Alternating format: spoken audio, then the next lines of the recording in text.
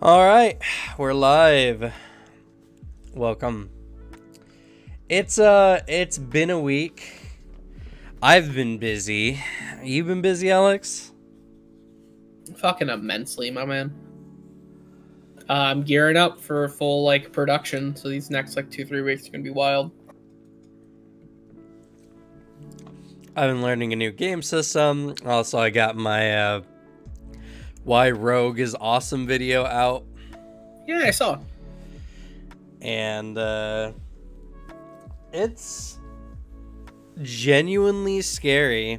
It's genuinely scary because I don't have any kind of content currently that matches why this class is awesome as far as views is concerned. So I don't know exactly what I'm gonna do after I'm done, and I got one more video on the list. Shift over to archetypes. I was thinking about doing that. I mean, genuinely, try doing an archetype or two, and just go into it, talk about fun little combos. I mean, the archetype list is constantly growing faster than class list. Yeah, well, there's that for sure. Why this Lancer mech is awesome. Unfortunately, the Lancer videos just didn't do well. I mean, they did okay, but unfortunately, Pathfinder is the problem. Yeah, it's the kind of content that I'm building up so that when the channel gets bigger, then people will go back and look at all that, and then they'll be excited for the variety tabletop we have. I think having a variety tabletop channel right now is good, but it's only going to be good when people recognize the brands. True. I mean, genuinely, I don't see any reason to not make a why this archetype is awesome, because the worst thing that comes of it is the videos are shorter, which I mean isn't an issue. I think the 10-minute cap isn't a major thing on YouTube anymore. Granted, you're also not fully monetized yet. Yeah, so it really doesn't matter. In fact, no. I've seen channels out there who did nothing but charts, and they have 30K views. Or 30K might get more subs. views if they're way shorter. Yeah. And granted, archetypes are so cool. You can make an entire build just around a fun theme. So yeah, I'd say it's a good way. Oh yeah, the Tales of the Baronies book. This is what you're talking about. It's for the controversy. Oh no, in the chat for Rex Ford. The we love Lancer, but I think the new book is the Baronies one. Yes. I've been seeing the promotional stuff. I'm really interested. The Baronies of Ketterick, I think is what it's called. Field Guide to the Carrican Trade Baronies. Carrican, that's what it was. Yeah. Yeah, I'm actually, again, I would love to do more Lancer content. I actually think it's really cool. I just, it's just something that, unfortunately, right now, it's not gonna stick out. But not as much. Maybe in the future, because I think Lancer has a really great series. I think it does. I like the idea that you should make that should be your April Fool's joke. Why blank sucks. That would have been a really good one. That's really good. That's a really good one, yeah. I guess I'm gonna have to look into the Barony stuff. I mean, I follow Lancer and Orbital Dropkick on Twitter. So I've seen art for it. And I've seen little release stuff. I'd have to actually look into it because I'm curious. Because I've the little tarot stuff they're dropping. I see. Oh no, that's not them dropping it. It's I think that's just a fan thing. No. These are designed. Okay, they actually are for the book. They look really fucking cool. But yeah, the Baronies book looks like a great time. I might actually have to look into it more. The Rogue video got a lot of good. I just logged onto my my YouTube, and just a bunch of people came out, and there's a lot of people who really want to see the channel do more stuff. So I'm very happy. I'm very excited that there's a lot of people out there, you know, who are still looking for more of our content. Yeah. I get the same comment all the time.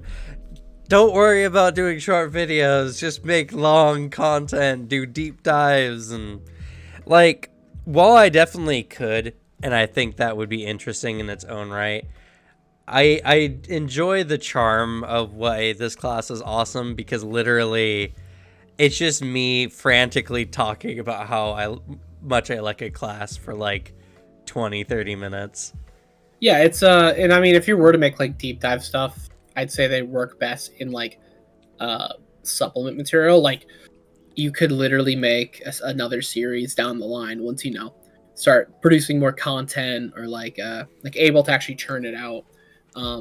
You could literally make why this class is awesome errata, and just drop like deep dives for the classes, like stuff that you miss, like, or like, oh hey, I messed this like little rule thing up. It actually works like this, like corrections and explanations, or even like extra little details that you want to talk about but didn't have the time for.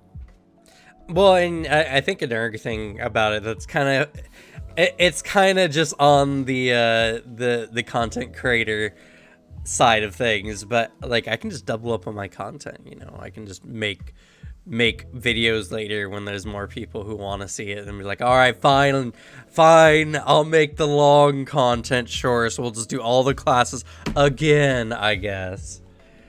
Yeah. And you know, just more content. I mean, I don't mind. I actually like an idea someone commented on the channel. Toodles Enudus. They were saying They literally said my suggestion. yeah. I didn't read this beforehand, by the way. I want to make that clear. This is the first I've read this comment. I like the idea of the thematic builds for different kinds of types, or like interesting new builds for characters. And I was actually in one of my videos talking with one of the commenters, because they came up with a really interesting ranger build.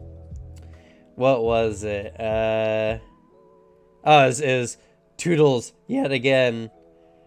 Their idea was using a ranger with the Fey Trickster Island, and they use guidance, they demoralize, they faint or create a diversion, Warden's Boon, and an agile weapon. They can they can do a lot of like negative effects on enemies real easy. Because the island, the Fey Trickster Island, has really high charisma, actually. So it's really good for feints, really good for intimidation. And it's a really interesting build. And I love builds that are just... They're interesting, they work, they play on the system. Yes, they're not optimal. Yes, you're wasting actions setting up. But it doesn't matter, you're going to win the fight anyway, right? So you might as well have fun doing it. If you're having fun, nothing else matters. And like, yeah, that's fair. And see, that's the kind of community that like should be built around this channel. Yeah. Like people who are like just invested, like, oh, here's a really fun idea. Then people are like, oh shit, you're completely right. Yeah, that's a supportive tabletop community. That's what we strive to build. And Rexford, I agree. We probably should have both types of content. Deep dives just take a lot of time. True. That's the long and short of it. Like Rogue, I literally was busting through Rogue. Like, I didn't talk too much about anything, like a couple minutes on each individual thing. It was still a 30-minute video. Like the Wizard video, I'll admit, I rambled a bit on the Wizard video, because I really like Wizard. But the Rogue video, Rogue has so much. And it was a 30-minute video. I mean, Rogues have always been like weird and complex with the shit they can pull. Yeah. It's Rogues are very fun and very interesting. But one of the, I don't know, I think right now what we really want to do is we want to talk about content that people want to talk about, get hyped for it, and I think the tabletop community needs an injection of positivity and creativity that's approached from a more mechanical angle, because there's a lot of like channels out there that are like talking about interesting character builds, and you can tell the person's really into role play and they really get into it or whatever. And I think when people talk about that, it divides the community, because there's the other role play heavy people who will look at that and be like, yeah, totally, I understand what you mean. And then you get the number crunchers, and they're like, yeah, but that's inefficient. Yeah, like you're not playing the game right, you know? So I think a channel built around talking about how mechanically some of these non-efficient builds are actually very helpful.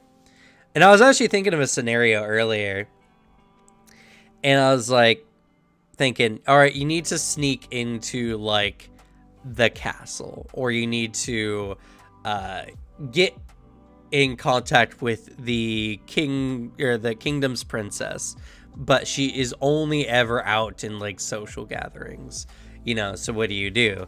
And most builds would kind of have to bullshit their way to her.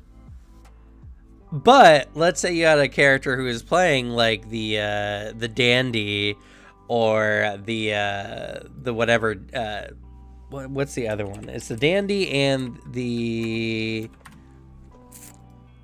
it's another archetype. Celebrity, right? Like a social magnate style character who can get into any social situation. Even though these two particular like archetypes are some of the least efficient, because they don't add anything to anything other than talking to people. Which, admittedly, dependent on your game, that could actually be like a determining factor. Like, oh yeah, our group is a dungeon delver, like kind of deal. So like whatever. But and I mean, that's But like that's the thing, right? It a lot of it depends on your DM and what kind of situations they set you up for, and how dynamic your game is. If you're a dungeon delving game, yeah, the most optimal builds are going to be the most efficient combat-based builds in the game, or ones that have a lot of good like mixes of exploration and combat abilities. But in the scenario where you gotta talk to the princess or whatever, or a game that has slightly more like political / social situations, the celebrity and dandy archetypes become the more efficient ways. And I agree, most games do offer or do benefit from having strong roleplay and strong, you know, like battle / mechanical aspects to it. Ooh, see, that's another good build. Rangy Dandy Bounty Hunter. Be fun. It's a very interesting one. Yeah. And like the discussion between like role player versus wargamer, I always find really interesting, because like as the resident wargamer, like here, I always find it interesting because like I don't try to pull wargamer shit in my TTRPGs. Well, you're not a wargamer in this definition, though. You no, play not war definition. games. I play war games, but you're not. You're more on the narrative, on my narrative gamer scale. Yeah, exactly. But like I could definitely see there being overlap. Say like someone who enjoys a lot of war games and then tries to play D&D like a war game. There's definite overlap. Oh yeah, totally. There's totally people who love dungeon crawling. They love having their characters efficiently go through dungeons and are tweaked for that and all that kind of stuff. And I mean, like, I always because I'm a narrative gamer, but I love mechanics. I love fighting. I love strategy. I like making scenarios where my players have to think in a strategic way to get through a combat scenario. And one of the things that we've done on the channel quite a lot is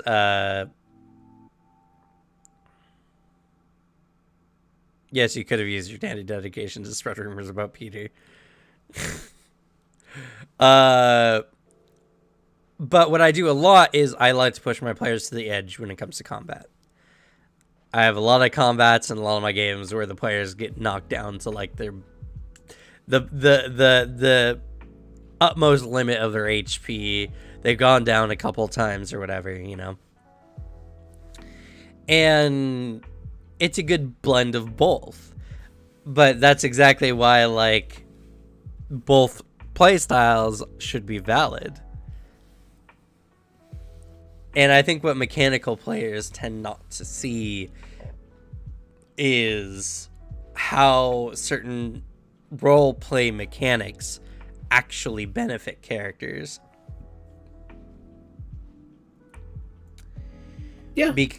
It's like social combat in like social situations, like there's no reason why they can't carry over and be as like necessary or like as mechanic heavy as say like actual combat is.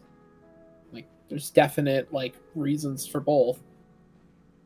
Yeah, and the players who I feel do the best in tabletop in general are the ones who like to think outside the box and approach a situation using every tool they have available to them, you know, at its best.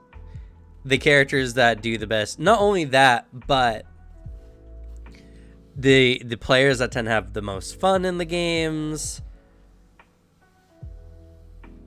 That's fair. The players that tend to have the most fun and who have the most like story-worthy characters tend to be the ones who make very interesting characters that also function very well.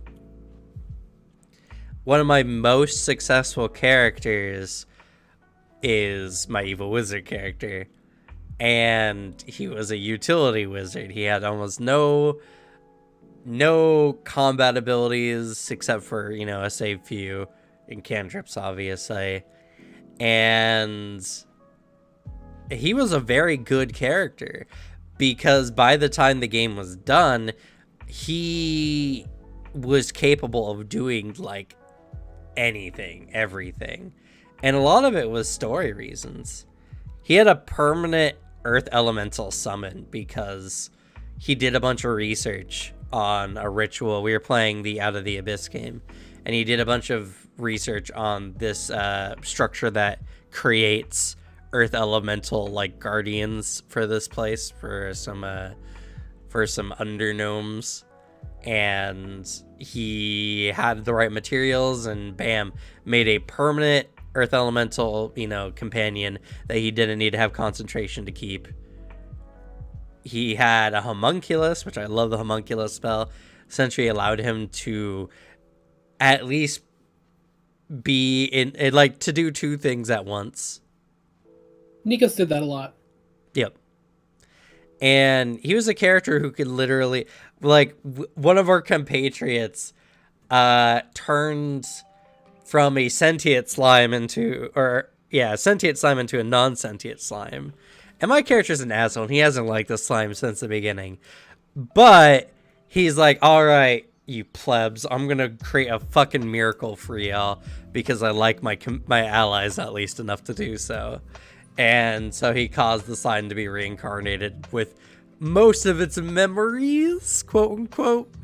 It was an amalgamation of a lot of people's memories of him and his mannerisms and actions, and the fact that he had a special magic item that like recorded his thoughts, so he could use it as kind of like a database for when he was implanting the memories using the memory wipe spell.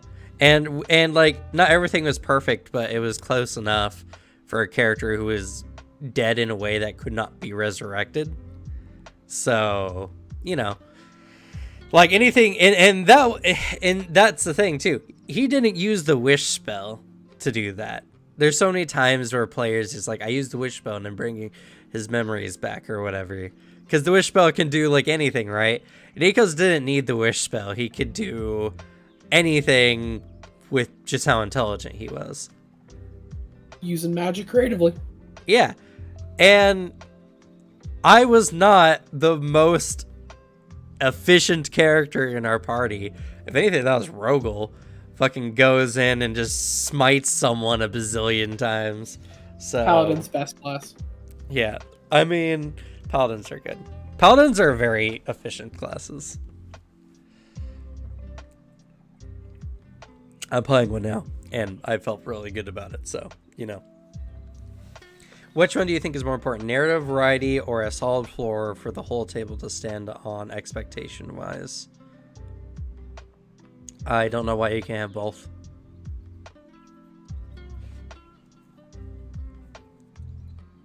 I think the important aspect is, I mean, it's really good to make sure that the entire table knows, and that's just have a very solid session 0. That matters in general. Well, I think what Rexford here is saying is narrative variety, where you have a variety of different locales, different situations, and stuff like that. Or like in expectation, this is a pirate game. We're only going to be doing pirate stuff. If that's what you're talking about, I still don't know why you can't have both. Because you can have a variety of different narrative situations that have to be dealt with in a different way. Like, look at Pirates of the Caribbean, you know. If it's essentially story, again, I don't know why you can't have both. Story and rules, like, the best games have good amounts of both, you know. Because one thing that people I think realize happens, there's a lot of narrative groups out there that just completely ignore what the game is about for the sake of story. And I've seen it all the time. I've seen people constantly saying that, like, oh, if a player comes up with this really cool idea, I'll let them do this even if they don't have the feat for it. And while I agree to some degree about that, there's a lot of groups out there who are just cheesing the rules consistently because they, they're role-playing it out. And that's, I think, contradicts what the game aspects of it is. So I think all games need a good mix of both. Now, if we're talking, I have what's called a narrative gamer scale, which is, when it comes to tabletop, what draws you more, the narrative elements or the gamer elements. I am more drawn to the narrative elements because narrative elements are interesting and the only things you can get in tabletop by itself. Gamer stuff is just stuff that makes it run smoothly and also delivers a level of, like, a level of unknown to your storytelling so that amazing things can happen. You know, random chance is what makes tabletop interesting, even if it can be a little frustrating sometimes when some players are having exceptionally bad streak looks. Did you hear that Devin rolled 2 nat 1s at the beginning of our session this week? Oh, not again. Poor man. He rolled 1 in the hero point and rolled another nat 1 immediately after. Jesus Christ. My sympathy, Devin. Fair. I will say, like, it's interesting because I am the type where I was the type of DM who would do that kind of stuff, like hand wave shit. If you can give me a roleplay or narrative reason, like why, like whatever. Granted, I mean, we've talked about this actually in another table talk. I forget what the title of it was. Where we talked about especially our DM differences and that I operate with really heavy like player bias, like in mind. Mm-hmm. That's more my style, though. Granted, like when it comes to tabletop RPGs, I'm more into like the narrative scale too. Like I care a lot more about the story. But depending on the game I go into, as long as I know like what I'm getting myself into, I can work around it and build the fun from it. Because I would totally join like a war gamer table. Like I could have fun with that. I just need to know it's a war gamer table beforehand. Because that's going to change how much effort I put into certain aspects of the character. Like, I'm not going to roll up to a wargamer table with my really in-depth 20-page backstory. Like, I'm not going to do that. I'll make a really fun build. But, like, I might make a build that I think is kind of boring, but come up with a really good character for a narrative game, which I have done. Because, like, I play a bard, and I hate support casting. I hate playing a support in general. Shit's lame. I want to do big damage. But I love that character to death, so I have fun with it. I can't do that in another game. I would make a character that has some inefficiencies in it just to prove the players that, or the table that I don't need that to win the game. I mean, you can, but like if I'm rolling up to a table with like, hey guys, we're going through like a bunch of dungeons I created and fun boss fights, and it's like, oh, how much narrative stuff? Not totally a lot of narrative stuff. We're kind of just doing dungeon stuff and like fun loot. It's like, okay, cool. Then I just make a character for that. I don't see the point in making like a narrative character for a game that's not narrative.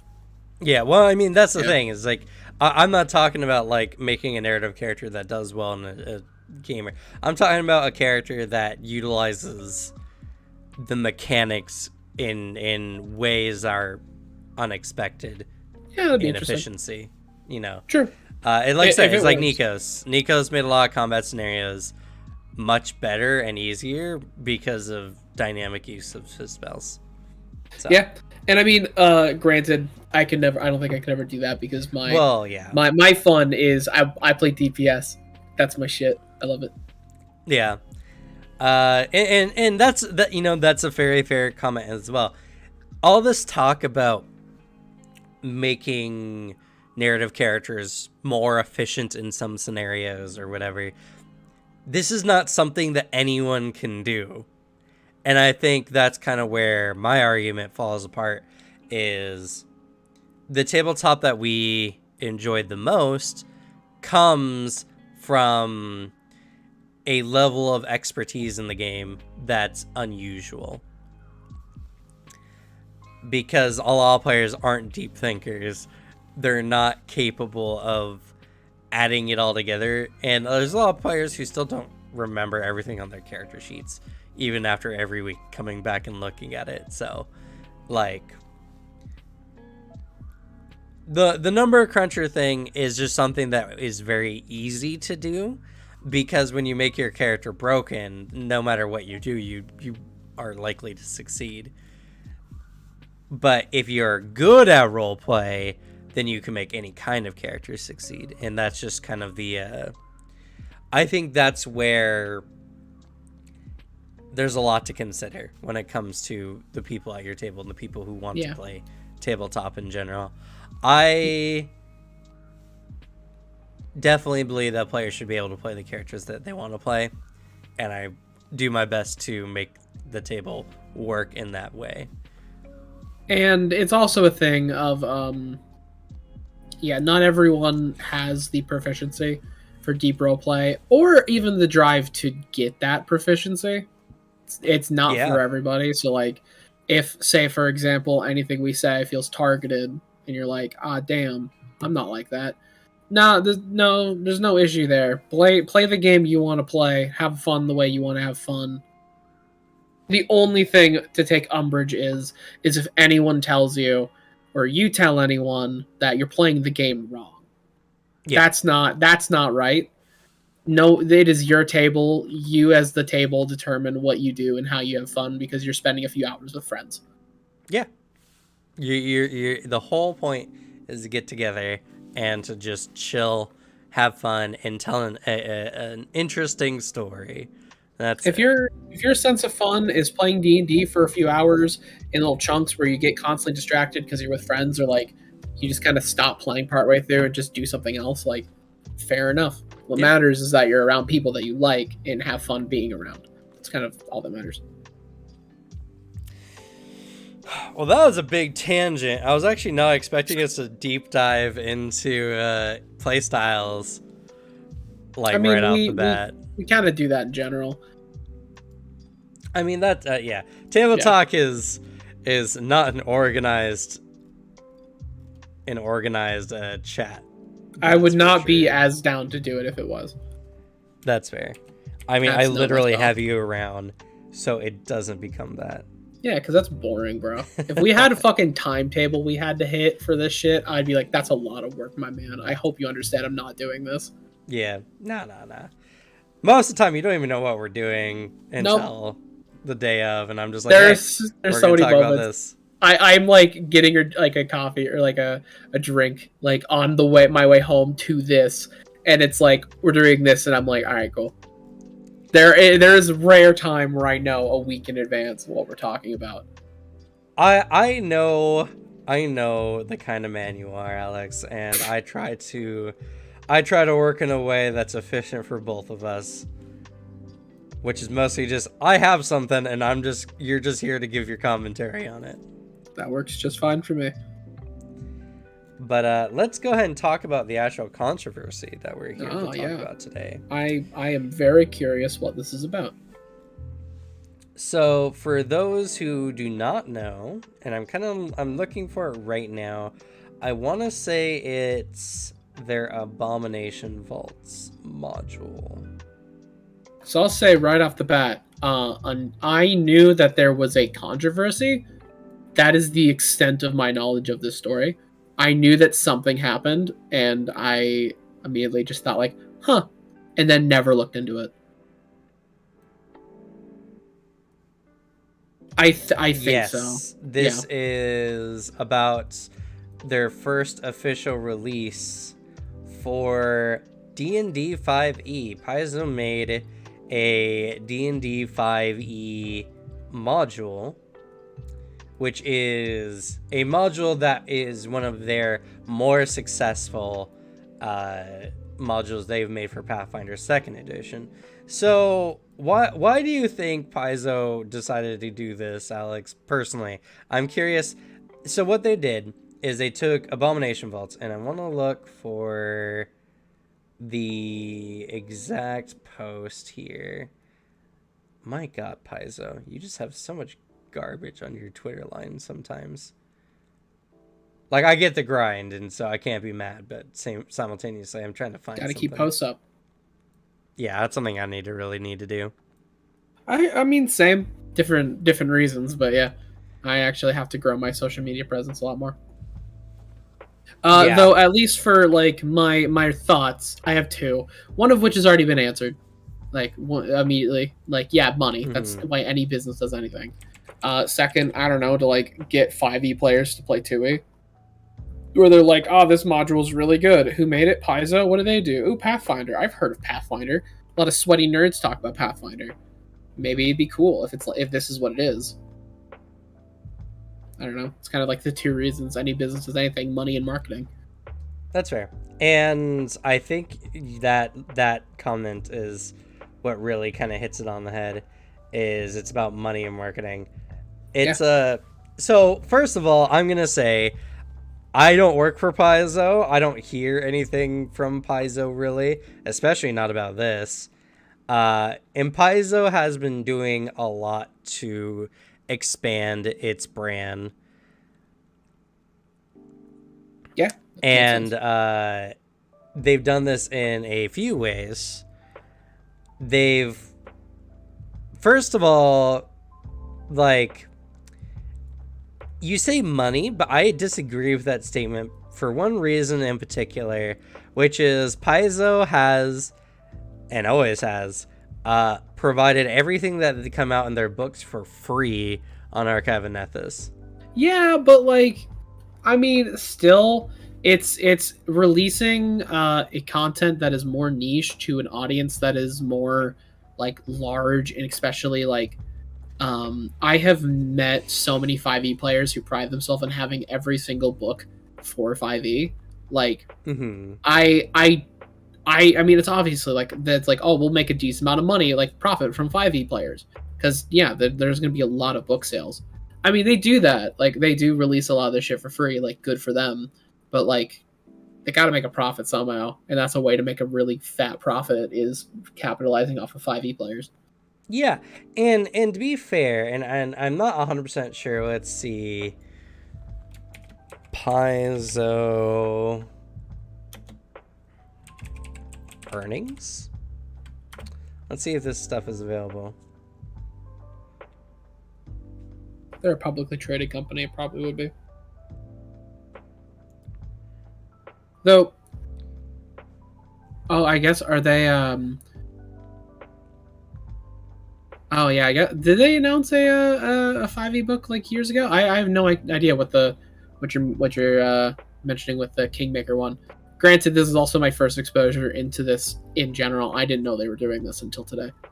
To be fair, I've only really gotten into Paizo since second edition, so I don't know. Not the only thing I'm saying here is that Paizo has a revenue of between it's either 10 and 50 million or 10 and 100 million. That's not a lot as far as companies are concerned. But it's a lot for a tabletop company. That's also completely fair, actually. It's Wizards of the Coast makes fucking bank.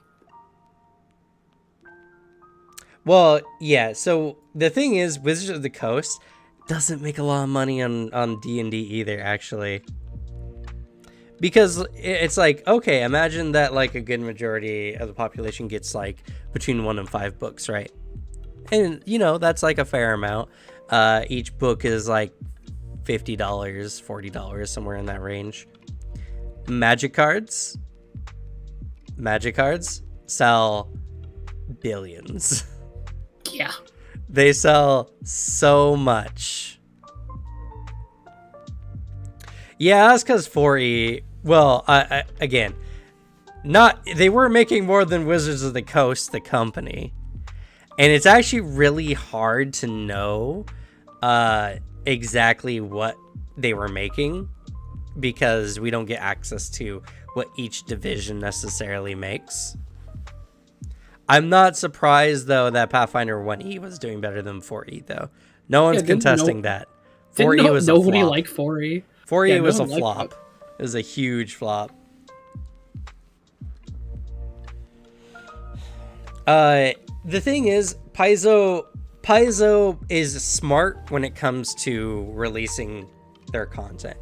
They understand that there's no point in making content like hard to access, because you either make a site that's really easy to use that everyone can go to look and find the rules and play the game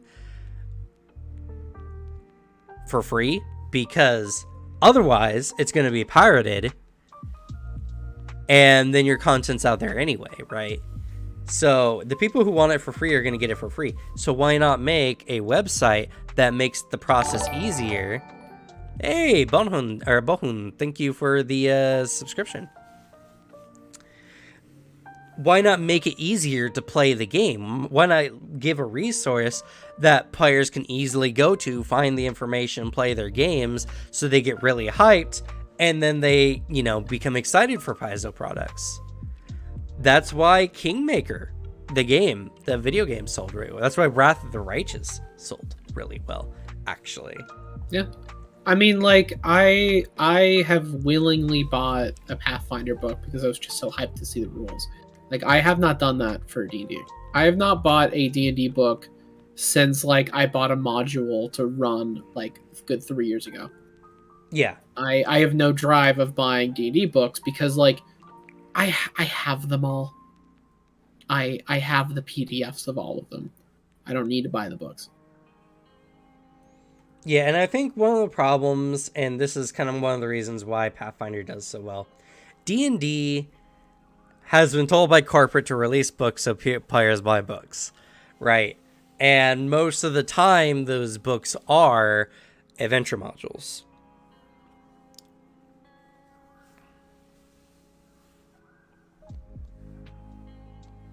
And like, I mean, adventure module is like cool, but honestly, if I am gonna buy a book for 5e, I want a source book. I don't like rules. Yeah. And I don't care about modules that much. Paizo not only releases just more books in general, but they also release a variety of modules and core books. In fact, another one's coming out here shortly. The necromancy one? The Dead book. Lands of the Dead. Book of the Dead. Yep, there it is. Book of the Dead book, which I'm super hyped for. We've heard a lot of cool things on our Discord about this book from people who've gotten to see some of the material early. So, you know, I've posted might want to check out our Discord because we got some fun stuff, some fun conversations going on there. But, you know, Pathfinder releases so many really good books. And this is just the thing, like, D&D is famous. Pathfinder is good. The two make, you know, Wizard of the Coast obviously makes more money. More people are playing D&D 5e. It's not a competition. You look at the number of players playing on virtual tabletops, and you'll see that D&D is pulling 10 times, 15 times the numbers. Also, that's a very, very good observation.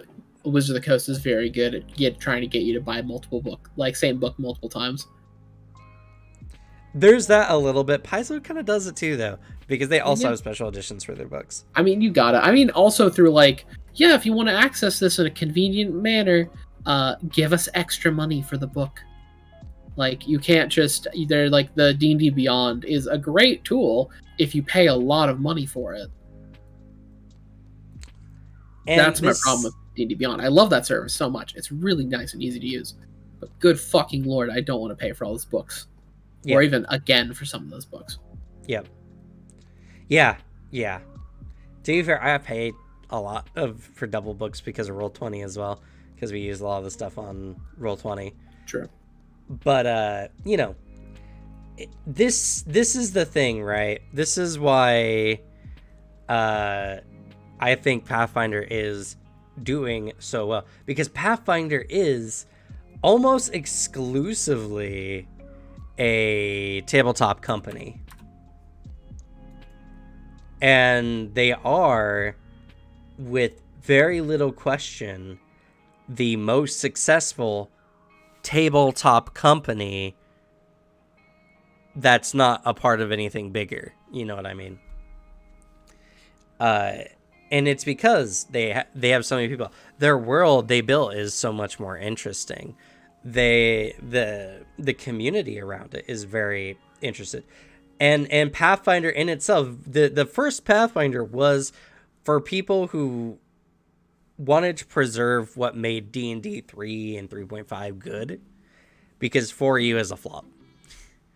And to be fair, 1E came out before, or Pathfinder 1E came out before 4E did. But when 4E came out, a lot of people shifted over to Pathfinder because it was just the better system between the two. And Paizo's always respected what made tabletop great. You can even tell with the design of the rules for Pathfinder 2E and D&D 5E. Pathfinder 2E is just it's a more solid system. It's got good design principles. It's legitimately a better game in almost every way. The only thing I would say 5E is better in is 5E is much more accessible. It's a lot easier to get into. Crazy easy to get into it. Mm-hmm. So, you know, everyone always talks about D&D and all that kind of stuff. There it is. That's why they made Pathfinder. Oh, is that what? If that's completely true, which I can see it. I've never heard that before. That's really funny.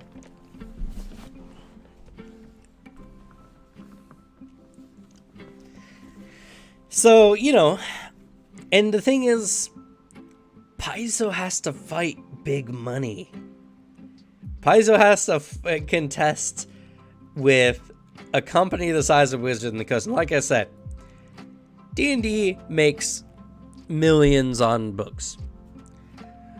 Magic the Gathering, they make billions. Like, it's not even close. Magic the Gathering, and like, because I knew a guy, the guy who ran Adventures League, Sakura. Like, he knew a lot of like the inner stuff, and he's just like, all the D&D stuff, they get treated terribly at some of the conventions. I think it's a little better now. This was, of course, like a few years ago. But, it's because D&D just did not make them any money. It was just something, it was a product, it made money, it was successful, but it wasn't as successful. And they would rather give floor space to something that, actually generates them tons of revenue. Yeah, as you would. But nonetheless, they have, and Wizard of the Coast owns a lot of properties, not just Magic the Gathering. Magic the Gathering is just one of their most profitable ones. And Paizo has to contend with Magic the Gathering as far as like money is concerned. So, I mean, I cannot find this information on the let's see, Pathfinder book 5e. Yeah, they gotta contend with Hasbro money. That's hard. Yeah. Though, like, it is genuinely the controversy boils down to how dare Paizo make 5e content? Is that what all this is?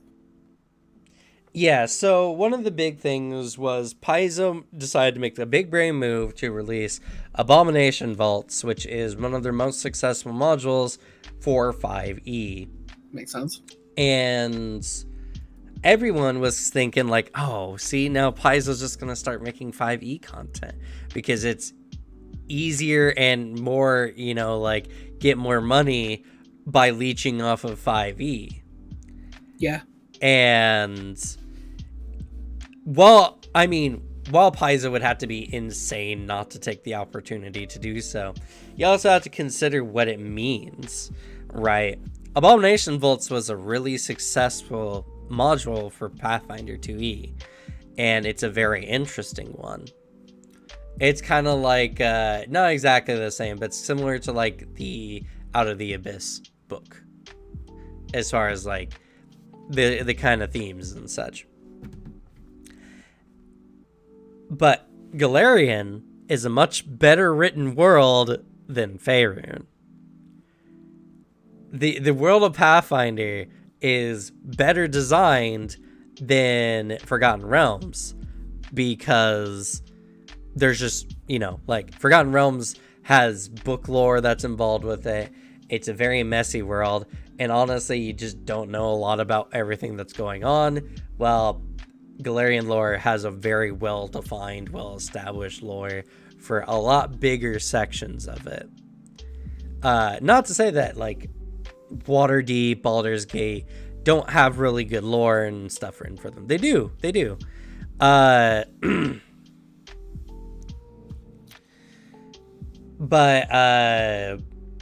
Pathfinder has 2 continents that are pretty well written out. Well, Forgotten Realms has the Sword Coast, and that's about it. Like, it's kind of sad, actually. It's actually sad, more so because even with that, like, I feel like Anima just has a much better world than both of them combined. And Anima's a game no one's heard of. Yeah, true.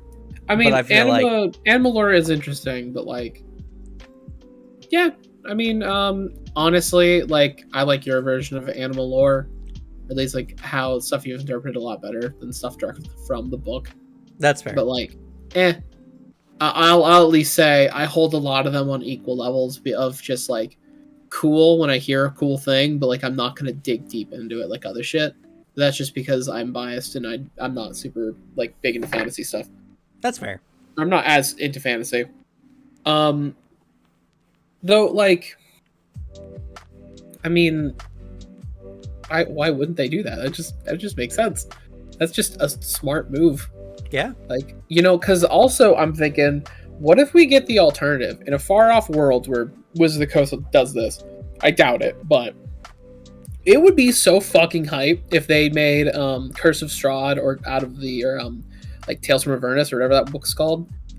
Honestly, the two best modules from 5e, in my opinion, into like 2e. If they put like Strahd and Avernus inside Pathfinder, I'd get so fucking hype. Just let me play through those like modules with like better rules. That's fair. That's actually a very fun idea too. I like that. That's extra money for like Wizard of the Coast too. Like they could just be like, hey Paizo, that went well. Do you want to just port some of our books into your game? Like Wizard of the Coast does nothing. They license out the books. They make bank. Yep. There you go. They're not going to make as much money as a 5e release, but also they could get people. They could do a deal with Paizo, and I mean, people would get into like Pathfinder. They'd make some money off the kickback. Why like fight and have like a rivalry of companies when you can work together to make money together? Yeah, there's no reason. Cross over the fandoms. Get the people who hate 5e or the people that hate Pathfinder to pay money that is also feeding into the other company. And Rexford, you'd be surprised actually.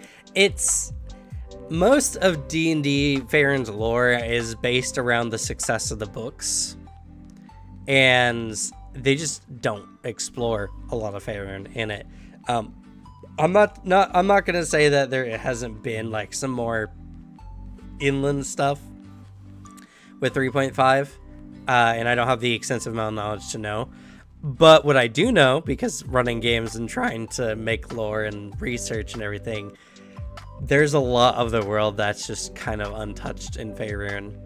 And there's some parts that have absolutely nothing because it's not involved in any of the major plots. The Underdark is written out more than some of the overworld parts in Faerun. And it's just because of that's how the content. In all honesty, D&D's like multiverse is better done than the world of Faerun. Like, because Eberron has a lot of really good information in it, and it's really well done. Or not Dragonspire, what's it called? There's Greyhawk, which is another one. There's they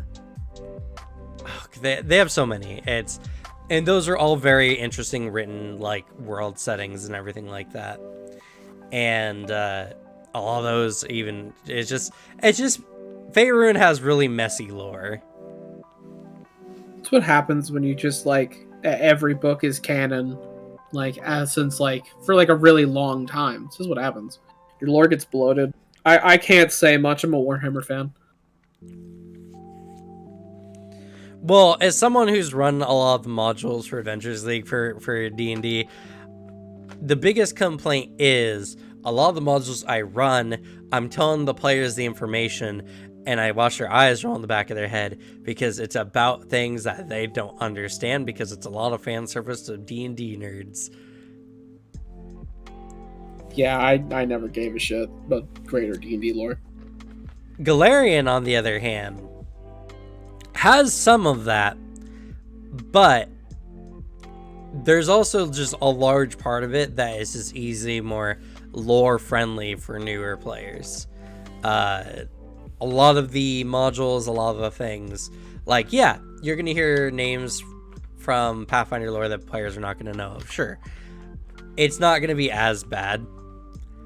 Like, literally in the Chult book and everything, they have a very popular character come by and like participate. Arthas, I think, was his name. Artemis, yeah, the guy who has the Ring of Winter. Yeah, that dude. And no one knew what the fuck was going on or why this literally guy never was heard like him before that. Was literally like coming in and kind of like directing the adventure at one part. And you know, that just doesn't really happen in Galarian all that much. I'll say I've been more interested in the Galarian lore I've learned because some of it's really funny. Like I've heard a lot of it, the bits you've explained, and I was like, that's really cool. The only bit of 5e lore I've ever given a shit about was I think the whole like what was it the thing in Cholt of like resurrection magic just isn't working anymore. I thought that was fascinating because from a lore perspective, that is a really interesting problem you have to deal with in that universe. Like that's the only lore bit I've ever given a shit about for 5e. The Soulmonger. And yeah, why cool. Anastasia is running a country in Pathfinder. Yeah, that's Pathfinder has some very interesting twists. That's only because Baba Yaga is technically from Earth. And that's why that happened. But it's still really interesting. I find that intriguing. That's still fucking wild, dude. Yeah. Like that whole bit. Yeah. But, you know, I like that. Who's that one character? It's slightly lore question. Who's that one character, like the rogue bard kind of dude who just like found his way to achieve godhood and did? Like he's just like the god of like good times. Like he'll just fuck with you if he's upset with you. Like in parties and shit. Caden Cal or Caden? I think so. Yes. Yeah. That guy. As Caden, yeah, Kelly. Yeah, I was right. Yeah, I remember learning about him, and I thought he's the coolest dude like ever. Yeah. What a fucking Chad. Very interesting character, and god of drunken revelry and all that kind of stuff. The accidental god. Love him. Yeah, we got some big old nerds in here. I enjoy this.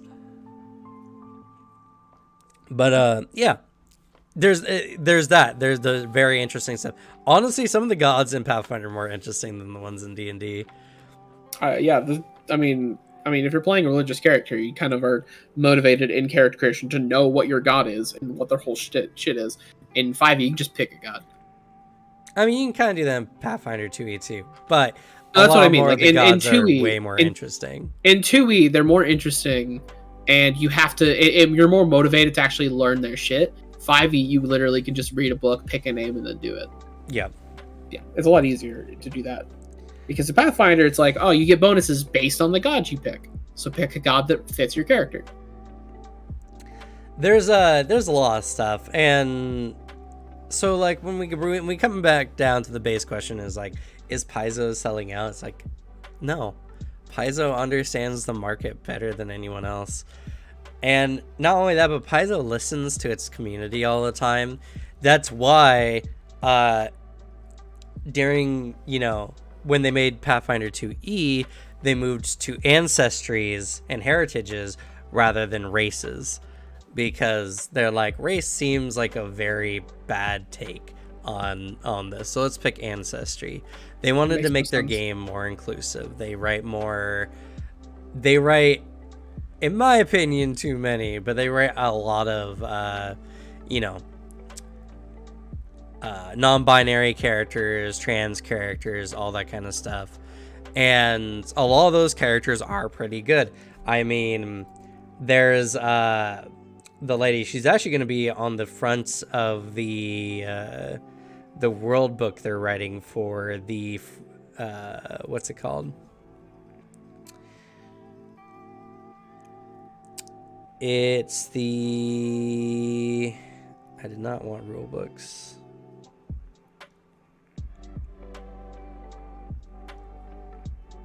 Setting? Isn't there a trans character that's pretty prominent in Wrath of the Righteous too?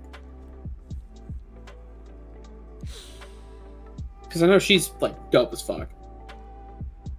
I don't know about Wrath of the Righteous. I thought there was a character. I mean, granted, you do see two characters that are, in a gay relationship, like really early on in Wrath of the Righteous. And they're also both really cool. Like, well, just genuinely Wrath of the Righteous characters. Oh, yes. Okay, no, yeah, you're right. There is. You would not have known by playing Wrath of the Righteous. Yeah, I remember you telling me that. And I was like, oh, like, good for them. Yeah. They're, I don't remember their names, but it's the orc lady and the human girl. And they're both great. I love talking to them in that game. They are by far, as far as like LGBTQ characters are concerned, I find their stuff is actually really good. It's very interesting, and I don't really feel like it's virtue signaling. That's the big selling point. Like that's pointed out. Like they're character first, sexuality second, which is how it should be, because a lot of people have a really problematic view that anyone of that's not just heterosexual is only like like sex crazed and obsessed. Like no, it's different. It's not the only thing people think about. Like you can make a really good character who happens to be like, say a like trans or gay or whatever. Yeah, if they're interesting characters first, that's a big thing. It's The Lost Omens Knights of Lastwall. It's going to be talking about the region. I have a map right behind me. Fair. Honestly, I will say I do feel bad for the half orc in my playthrough Wrath of the Righteous, because oh my god, my character's such a shithead. Yeah. Such a piece of shit, my character. Because his entire thing is he is a I picked the demon ascension. Right. And he is like, under any means necessary, we will destroy this army. And he's with the Hell Knights, is a good way to put it. He is on any means necessary, we will quash this demon threat, and I hold ultimate authority. All of you are under me. Like, you listen to me and me alone. And we've butted heads a few times, and I feel bad because I'm like, damn, I really like your character. I wish we could be best friends, but this isn't what my character would do.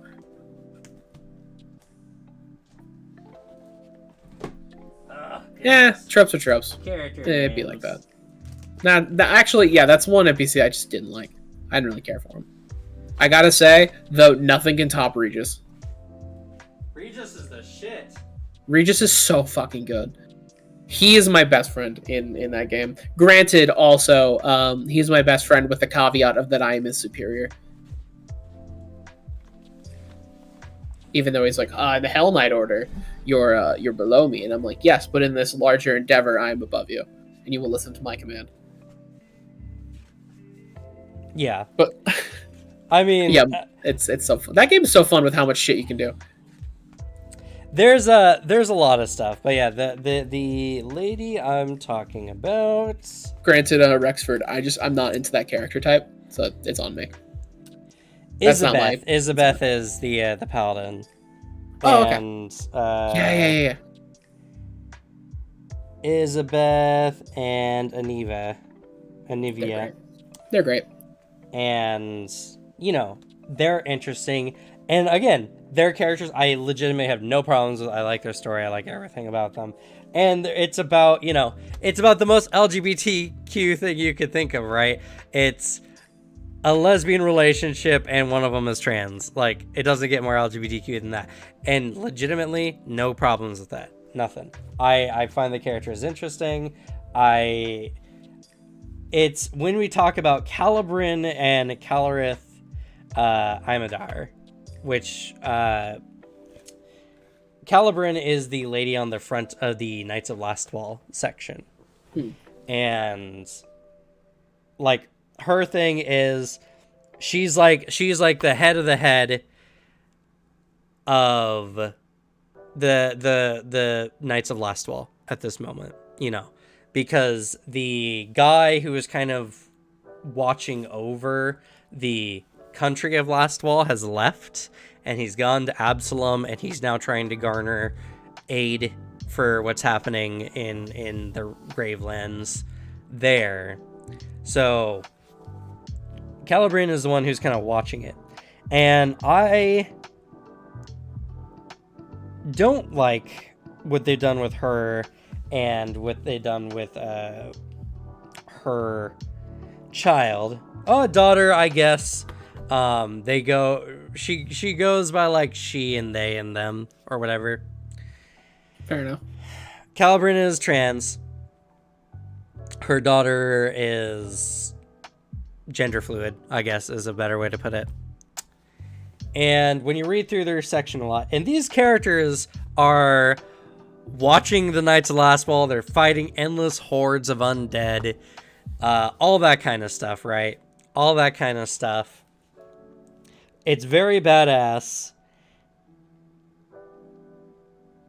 And then they go specifically in the small sections, like here's the depth of Calibran's section. You can actually see where Calareth is. Her section starts there. But they start talking about how she especially dislikes people, forcing gender identities on people and claiming that, like, violence in that respect is more heinous than standard violence and yada yada yada. It's stuff that just doesn't belong in the chapter. It's stuff that just doesn't belong here. It's okay that that's what their character's about, and that's kind of like the thing, but what the section that they're trying to talk about, the Knights of Lastwall and everything like that, those kind of things just don't matter. They're fighting hordes of the undead who don't care what you call yourself. They're gonna eat your face regardless, I just don't like how they did those characters. I think they're very pandery. I think they're very designed as virtue signaling. I don't like the writing. If some I don't know, marginalized person reads that and gets excited over those characters, I mean, that's what really matters. I mean, like, whatever. I don't see the reason in like seeing a section in a book and just being like, or like, it's a kind of thing of like, it's a tabletop game. If you don't like the character, you don't have to put them in the game. Yeah. Like, whatever. They can do what they want. It's their book. To me, it's just, I don't like characters who are there only as a stand-in. If you want, like, again, I like Tierbeth. Tierbeth is a really cool character. Aniva's a really cool character. It's not... I want these characters, if they are going to be pandering, to be designed well. I want characters that can actually be looked up to. It's a kind of thing of LGBTQ folk have deserve really, really powerful representation. Like, they deserve the complex characteristics of like what, the cis straight dudes have had for like hundreds of years. But like, I mean, to be fair, my opinion on most things like that is very strong apathy. Of like, if this character isn't written as well, like, all right, I'll just get hyped about the one that's like well written. See, and my point of view is, I agree that they deserve representation. I think it's terrible that the only representation these groups get sometimes are paper-thin cutouts of characters. Yeah, that's not fair for them. That's not fair. Everyone deserves to be represented in media. Everyone deserves to be able to have something that they can point to and like feel like seen in media. And not only that, but of substance. Yeah. Like, it's kind of like in Marvel where they always they try to race swap, gender swap certain characters, and a lot of times it just doesn't work. But then you have characters like Miles Morales, who is essentially Black Spider-Man. But the difference is Miles Morales is an interesting character, and he's not just a carbon copy of Peter Parker. It's actually really sad is for a lot of Marvel characters, if they directly lifted them from the comics, a lot of them would be really strong. Like, a lot of people don't know this because Marvel film, but Hawkeye in the comics is actually deaf, and a really good, like, representation of what being deaf is like. That is a thing that they deal with, and it is a good representation. But instead, we got Marvel Hawkeye that literally no one gives a shit about. Also, the actor is a piece of shit too. So yeah, but like, it's important. See, that's the thing is, I'm not frustrated that there's pandery characters in the book. I'm frustrated that the pandery characters are poorly written, poorly designed characters. Now, I agree with your statement. I agree that, hey, if it gets someone excited for them, whatever, like, why do you care? And for me, it's more of, I think these people deserve better than that. I think they deserve better than characters who are just there to bear the title. And it becomes I would be equally as frustrated if they continuously mention a character as straight for no reason in a description of the character, right? Now, it's important. It's important for Tirabeth, her relationship. But Tirabeth also has a very interesting story with it. And when you play with her in Wrath of the Righteous, you know, it's really well done. I like the whole thing between them. These characters feel so much more paper cutout-y. I don't think people deserve that. And I think it's also we're in an age of community where people are hungry for crumbs. You know what I mean? They're yes, ranking your king. As I actually was thinking about that earlier. But I think we're in a community where so many people are looking for validation in even the smallest of ways, and they don't care that they're paper cutouts. And that's fair. And that's sad. That's sad that they are so hungry for it that, you know, it means that they're not able to get the representation they feel like they deserve. And I feel like these kind of breadcrumb characters are very much not filling that need. And so it seems endless, you know. It's like every time they're just excited about this, excited about that. Personally, I'm the kind of person that if it's part of the character, it's part of the character. But if it doesn't add to the story, don't constantly reinforce it. I think that this characters should be characters first, and whatever orientations, genders, ethnicity second. And that's not to say that those things don't play into what makes the character. And there's certain stories for that. But you have two really big badasses. Like one of them invented like the Crimson Oath, or she didn't invent. She got given the power of the Crimson Oath. It's a really big thing. And their character feels so paper thin. And the Crimson Oath is like a really big thing for the Knights of Lastwall, and it's a very interesting like narrative point. And I feel so let down because the character involved just seems very meh, you know, very pandery, very just there to represent a title and nothing else. And that makes me sad. I mean, then hopefully they update it. I hope but at so. least like I always find it tough to like comment on it because like I'm just like a straight dude.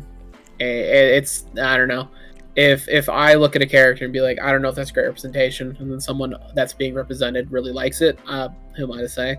Like that's on them. If you get something personal out of a character, that's all that matters in the end. But like, whatever. I don't know. I want people to be represented, and I love characters with representation. I will do so in my own stories. We played in Anima, and we had a big bisexual Viking who was the biggest like teddy bear cuddly dad character ever. And you know, like the whole thing of his character was that he's just a free loving man, and he went from being with one character's mom and then subsequently getting together with that character's uncle. Yeah, we've had some good representation in Anima. I think there's a good way to do it. Most I look at that stuff and I like find things to make sure that I never fall in those pitfalls in my own personal writing. Because I fully intend in my writing, especially because I'm working for film writing, to not fall into the pitfalls of bad representation. Because last thing I want to do, especially because a lot of our friends are LGBTQ, last thing I'd want to do is represent like one of my friends very poorly. I'd feel like utter dog shit if I did that. Mm-hmm. Well, and that's why I get frustrated, because I feel like these characters are bad representations. They feel cheap and they feel paper thin. And I'm someone who loves narrative. I'm someone who loves character design and all that kind of stuff. And I get frustrated because this is supposed to be that thing that my friends like, right? And it gets done poorly. And that feels super shitty. Again, Yeah. you're right. If someone feels like it represents them and they're happy with it, who am I to say? And I'm not going to tell anyone they're not allowed to like those characters. I am free to say I'll dislike whatever characters for whatever reasons I choose, because that's my opinion. And I'll never tell anyone what their opinion is wrong either. But my position is I want people to be represented well, not just represented for the sake of represented. You know, I don't think people deserve token characters. I think they deserve Fair. actual badasses to represent them. And I have no problem. Like, that's the thing. I have those kind of characters in my stories, you know? They come up every once in a while. And yeah, I don't have a big focus on it because, you know, I'm a cis white guy, right? But they still come up. I still think about it, and I still make interesting character ideas around that. As I believe everyone should have made for their styles. Yeah. But yeah, so Ranking of Kings, and I love this anime. It's actually probably in my top 5 anime. It's really, really good. The main character, Boji, is a deaf mute kid. And he can't talk. He's very, very weak. He's very, very small. He is a prince of a country. And one of the things they did in the anime was it's a part of his character that he's deaf and mute, and everyone kind of babies him for it. But they also kind of like expect him to be a king still, you know? They expect him to act princely. So while they kind of baby him, he still goes out and he does practice. He still gets beat up at practice. They don't treat this character like he's not a person, but they acknowledge his disabilities. A lot of the characters in the anime use sign language. And one of the things in the anime that becomes kind of a factor is they think he can't read lips. And so they'll talk to each other thinking that he can't understand them. And he does, and it hurts him, and you see him go through the process. It's something that the character's disability do play a part in his character, but the real reason why you like him is he's a kind character, he's super hardworking, and eventually he becomes a badass in the series. Eventually he becomes essentially the strongest character. And that all stems from the challenges he had to overcome with his disabilities. He got good at reading people's emotions and reading people's lips and watching for fine details so he could, you know, understand people. And in a fight, that lets him predict his enemy's movements ahead of time. And he uses his small frame to be hard to hit. And he gets taught eventually a technique to look for, like, he uses a rapier, essentially, and he stabs the small weak points on enemies with it, because he has a very good eye for detail and stuff like that. Like, all that stuff is very interesting, and they turned his weakness into a strength. Really, really, really good character. And Rexford, I agree with the sentiment, but the answer is you make a wheelchair that can just do anything because magic. Yeah. You know, like, you don't need to have accessibility overtly represented in a way where the world bends around people with disabilities. You can instead have solutions for disabled people that make it work in the world that everyone else lives in. You know, that's what I think is viewed as strong. And to be fair, Paizo and their infinite wisdom has developed really kick-ass chairs. Really kick-ass. They're not even wheelchairs. Some have legs that walk around and do stuff, you know. They have a companion that's a walking chair, essentially. Yeah, they've made some good ones. Yeah. Also, if we're talking about good representation, I'll bring something up because I'm obligated to. Sure. Warhammer. I would like to mention how really good there's a lot of really fucking good representation in Warhammer. I'm actually surprised about that. I know, right? So there actually are a lot of gay couples in like a lot more than you'd think in Warhammer, and they're all like very casual about it. It's just a norm in the world. Like, for example, there's a book, the Alpharius book, where Alfarius, Primarch of the like actual Primarch, he just casually is just speaking to a lesbian couple, and like that's no one brings it up like that's weird, or they don't mention like, hey, what's up, Alfarius? Also, we're gay. It's just they're talking. They have a kid. And it's just that's just a normal thing. There's a lot of just gay characters, bisexual characters. I mean, then there's like the weird stuff they have to do because of the world. Inquisitors in the Warhammer universe are tactically pansexual. Tactically pansexual. They have to be. They have to be able to honeypot anybody. No, it's funny. Yeah. There's also interesting. There's a theory that I ascribe to, and I think is well done. Granted, this is secondhand information. I am not part of this group. I've heard that it is good representation. If it turns out it is not, I apologize, and I'll change my thoughts on it. But the Primarch, Lionel Johnson, from what I've read, is actually a really good representation of an autistic person. Because Lionel Johnson shows a lot of autistic symptoms, but it's never like I guess like ridiculed for it or treated poorly because of it. He just has it, and it's something he deals with in his character, and is in his character. From what I have read, it is good representation. I also need to read his book because apparently Lionel Johnson's a fucking badass, and I just don't know much because I don't run Dark Angels. But no, fucking Aaron Dempsey Bowden. Shout out to a real one. Man loves creating some really, really powerful like characters of all across the spectrum of gender and sexuality. Absolute king. And granted, he writes chaos books, so a lot of times they get horrifically murdered because chaos is nearby. But like they're powerful characters. Have you heard the theory that Jotaro from JoJo's could be autistic as well? I wouldn't be surprised. Or he's on the spectrum. I can see it. I heard the theory, and when you watch it, it seems very like it because he's not like a lot of the other characters in how he operates. And if it would be one of those things that if it came out, I would be like, that makes a lot of sense. There's a lot of times, like the J.K. Rowling thing, where it's like after the fact, like you didn't after the fact. That. Oh yeah, this character's actually trans. This character's actually gay or whatever, and it's like, but it played like it was not represented at all, and you would have no way of knowing otherwise. Like I think I would be frustrated with. Yeah, it's annoying. Like, I'd say I do not think it's going to be confirmed because Araki has gone on record saying that Jotaro's entire character is that he's pretending to be these action stars.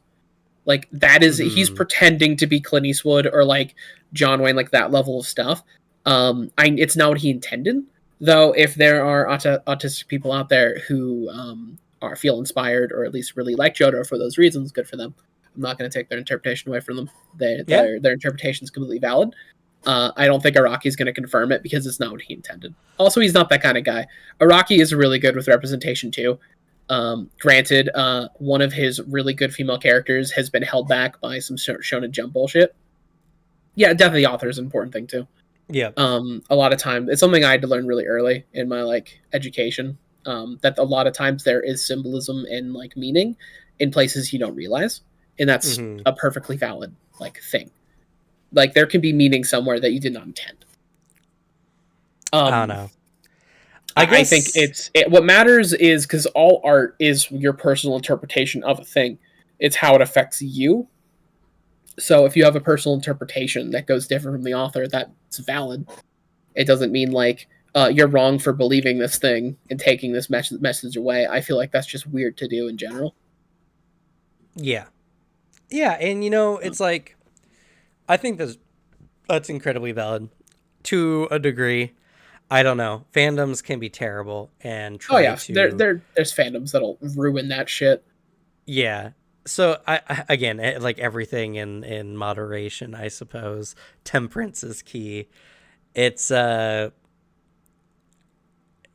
important to respect the author's design. But interpretation is also important. I guess it's just kind of like you are your world because without you, nothing would exist. But at the same time, no matter how you view things, the world is as it is, Yeah. And I guess for me, and it probably just gets me in trouble, and it's just because people are very sensitive about that kind of stuff, and I understand, and like I can very much sympathize. And again, it's like, if you're cis, white, gendered, whatever, does that just make all your opinions invalidated? And I don't personally think that's the case. I think you can have very valid criticisms about characters of any variety, and it doesn't have to be stemmed from, well, you don't know, right? Because we can all feel that desire for proper representation, and even if it's something like cultural, like I always get excited when there's prominent Irish characters in like animation, because they're actually not that common. Yeah, it's surprising. And I'm very, Irish on my dad's side of the family, and it's also, I get excited to see a very well represented like Scandinavian person, because a lot of Scandinavian people, when they're shown in animation, at least here in America, are very stereotyped, true. And they always talk with a very thick accent, and they're always like big blonde people and all that kind of stuff like that, and it just feels kind of like shallow, so like I get those feelings too. And what frustrates me is not that these kind of characters exist. That's never been the case. I get frustrated because I hate seeing cheap characters, especially when they're written in only to appease like certain demographics without taking those demographics actually into consideration. That's the kind of writing, that's the kind of design that frustrates me beyond anything, because these people deserve so much more than that. And like, I hate seeing it done poorly. Like, my favorite superhero is Static Shock, all because the cartoon series was the shit growing up. I love the Static Shock cartoon series. I have the first edition. I'll even pull it up here on stream.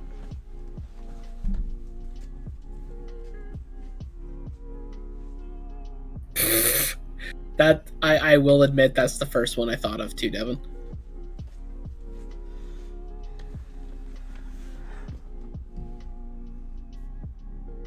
Yeah. But see, bam. Not that I like this particular design of Static Shock. This is the original design of Static Shock. Yeah. Modernized, of course. And I haven't really liked this one as much. I'm so excited for it. I still want to get more of these. But I have this only because I love Static Shock. And when I see certain like heroes like rebranded, like they try to replace, well, they didn't try to replace, but there's like a comic series where this young black woman takes the position of Iron Man, and supposedly she's smarter than like Reed Richards and all the smartest characters in the show or whatever, and they just hyped this character up, and it fell flat because she was not an interesting character, because they didn't design her to be an interesting character, and they were just trying to shove a certain demographic into the Iron Man suit, and that's frustrating. And I just feel like people deserve better than that. And to kind of circle back to our original point here, that's why Paizo's great. Because honestly, when was the last like good representation or good like accessibility thing you've heard from D&D? Literally none. Like I have, I think the only thing D&D like has done for representation is remove some of the racial stuff, like the racial trait stuff from and change just how you could build characters through like Tasha, which I completely agree with. I think that like that entire Tasha book was a step in the like right direction. I really like what they've done. Also because more character freedom is never a bad thing. Like, let me play a character like with a race that doesn't fit a class. That's a dumb concept in general. Like, it's stupid. Like, let me play whatever I want. But Paizo goes fucking hard. Really good characters, like with really good representation. That entire like Guns and Gears book had a lot of really good options to play characters with like with disabilities, and it's like, good for them. They're doing like a really good job. I hope they set the standard going forward, but unless they blow up like 5e, I don't think it's going to happen. But we can dream. Right. Yeah, and like, and that's what makes Paizo work. They are a very conscientious organization. They focus on the players. They, like you said, there's a whole section on superpower wheelchairs and such in Guns and Gears. It did not feel like it was placed in there erroneously. They're just like, hey, are you playing a character who has some disabilities? Here's some badass options so that they can be adventurers too. And it makes sense. It makes sense to do that because that's an interesting character idea. They designed a whole archetype dedication, the Sterling Dynamo, over people who get prosthetics. And then they can do badass things with those prosthetics. Yeah, no, like it's the kind of thing of adding it in the rules is phenomenal. And I really like how Paizo does it, because like they could just add new archetypes and have like new shit. Because like the best thing a tabletop can be is have a fuck ton of player choice and player agency in like character creation, where everything functions and like isn't broken. But like if you think of a character concept and you're like, that wouldn't work, then you're like, oh no, here's stuff I can do it, and here's stuff that I can do it well. Like that's what 2E excels in. Yeah. And oh my god, fucking same. Holy shit. I really want that. That book's coming out in like July, I think. So that's gonna be a lot of fun. Oh my god. We're gonna be doing some videos on that. Holy shit. I will probably like buy that book when it comes out, because I want telekinesis. That's all I want. I just want to be a telekinetic. It's the coolest shit ever. I'm very interested to see what they do with it, because I've seen the playtest material of it. It's okay, kind of wonky, but it's playtest material. Wonky. I mean, you love wonky. Is it wonky good or wonky bad? Both mean the same thing in my eyes, but it's wonky okay. It better come out busted as fuck. I don't think it'll come out busted. I'll play a telekinetic gunslinger. You'll see. It'll be Sebastian, but instead of a sword, he just holds a gun with his mind. It's the only difference. All characters need guns. Yes, they do. I'll stand by that. But yeah, someone dared to disagree with me in your comment section about it. I know, I saw. I could have gone off, but to maintain your brand, I was civil. I did know about that, actually. I'm waiting until I get greater, like any kind of greater confirmation on what's actually getting put into the book before I look into it, because like Witch completely changed, like from the last thing that was said about it and when it was deployed. So yeah, I remember you mentioning that. And honestly, with this channel, we just have so much more content to worry about than what's Pathfinder 2e like speculation. Specific. Yeah, it's not our brand. There are other channels for that, and I do recommend you go out and check those out. This channel is where we talk about the fun role playing, and Pathfinder 2e just happens to be, in my eyes, probably one of the most fun tabletops out there. So that's what we cover a lot. Yeah, I'll take two character types I really like, Devin, just shove them together. That's all I gotta do. Yeah, it's easy. Nothing could go wrong. Yeah, next time I bring up Calden K too, he'll have a gun. He's not gonna be proficient in the slightest. He'll just have it. Like, Paizo's not in danger, and with how much good work, like, you can tell they legitimately care about the game, and they legitimately care about their community. They want representation. They want the books to feel good to play. They want people to read it and not kind of feel judged in a way. And that's good. That's good, and that's interesting. And I will say this, Paizo has the balls to drop representation all over the place in their books. All over the place. You cannot read a single book beyond the core book that doesn't have some kind of LGBTQ representation. Hell yeah. And not only that, but a fair amount of it. The Legends book, as I mentioned before, this book here has at least like 8 accounts of characters that are LGBTQ friendly. Fuck yeah. Which is a lot for a book that's really not that big and is just about the important characters in the world. And I think it's fascinating. And again, some of the characters I don't like. Most of them I do. Actually, one of my favorite ones is... Where are they? They're an interesting... Go ahead. I would just really like a Constitution caster, a Strength caster. It'd be really funny. I want to see a Muscle Barb. Or a Muscle Wizard. Barb. That's really funny. Like, the idea of playing a character that's magic is they just, they use their muscles. I wish it did, though.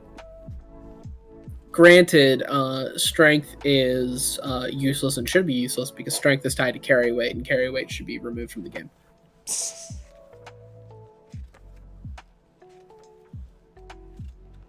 Alex with those hot takes. That's what I'm known for.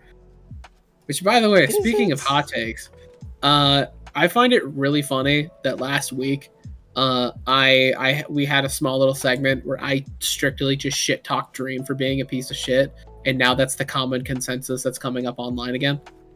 Like in the past few days, is that Dream's a piece of shit. You're tapping I'm a pioneer. I'm a pioneer. I'm a trail setter. Everyone's copying me.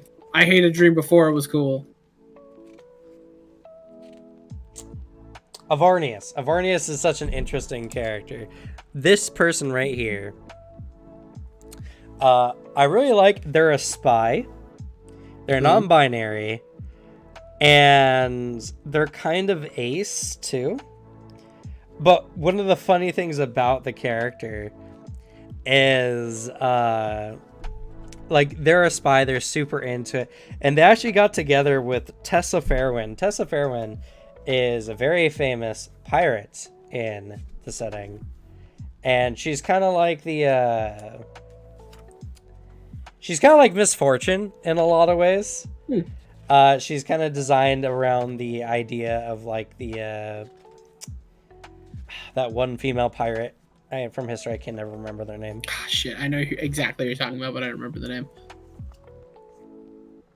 This lady right here. And she is like the perfect example of like a super straight character, though I think they started writing her a little bit more bi, but whatever, that not a big thing. Nothing I'm concerned about. But she hates him with a fiery passion, or she hates them with a fiery passion because they got with her as a part of like some stuff for the country that they're spying for. And she fell super hard. And she's the kind of like tomboy pirate lady archetype. Like she loves hard. She has a fiery passion and all that kind of stuff. And she got played by this individual, Avernius. And now she's just like, if I ever see that guy, I'm gonna gut them like a fish on the high sea. And I find it's such an interesting story. It's such an interesting character. And like I said, it's a non-binary ace character that plays like a really good spy. And I think the character is great. I find it very interesting. The lore stuff is really, really good. And then meanwhile, you have Wizard of the Coast, who recently walked back and retconned a gay relationship years in the making. Oh, really? Yeah, with the two planeswalkers, the green and red. They were very clearly like attracted to each other, and in this book series, the author was really hard setting up that they were going to get together, and it was actually a well-written romance from what I've seen. Next book, They loved each other as friends. Oh, Yeah, oh. See, now that shit also makes me angry. it's really gross. Yeah, like that's the thing, right? I don't speak like I criticize equally. It's not. I don't dislike representation. What I dislike is inauthentic character design and writing. That kind of shit also pisses me off. The That's worst part disgusting. is that it feels super clear it was a corporate thing. Right. Like it was a corporate that's decision. terrible. Because the author, if I'm wrong in this, please tell me. I would like to. I don't want to spread misinformation. From what I've seen, and what I remember, the author was the one hyping it up. It is that same vein. Dead Phoenix is the same vein.